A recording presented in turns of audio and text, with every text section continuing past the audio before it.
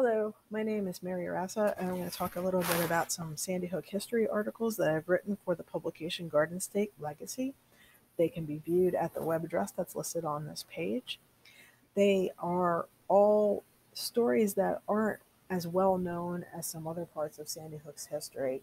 And I spent 16 years working at Sandy Hook, and then afterwards, I was transcribing the oral history interviews of veterans and civilians who lived and worked there.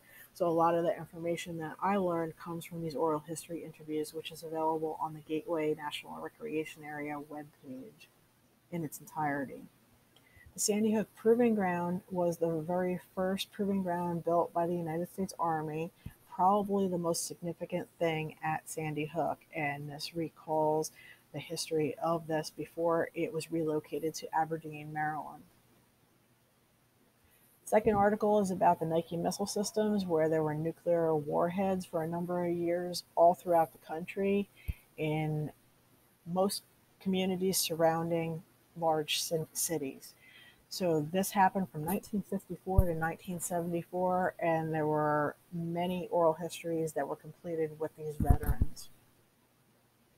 The development of radar on the Jersey Shore talks about the signal corps that was located at Fort Monmouth and the top secret testing that was being done on the beaches at Sandy Hook.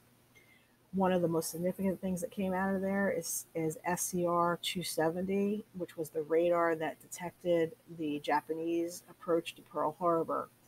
And it was not reported as an attack because radar was so new at this time period. The Women of Fort Hancock talks about the integration of women into the Army and their contributions. Service to the Sea talks about the Patterson family and how they staffed the Sandy Hook Lighthouse in addition to providing keepers for the United States Life-Saving Station, later the Coast Guard.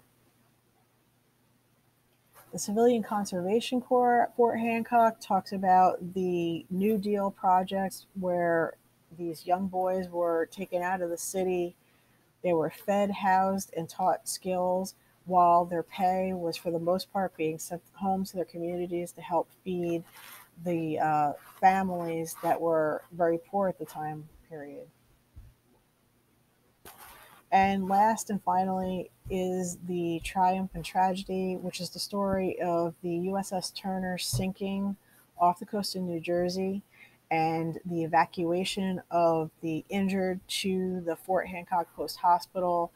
And the most important significant thing that came out of that was the helicopter being used for its very first life-saving mission in bringing blood plasma from New York City to Sandy Hook.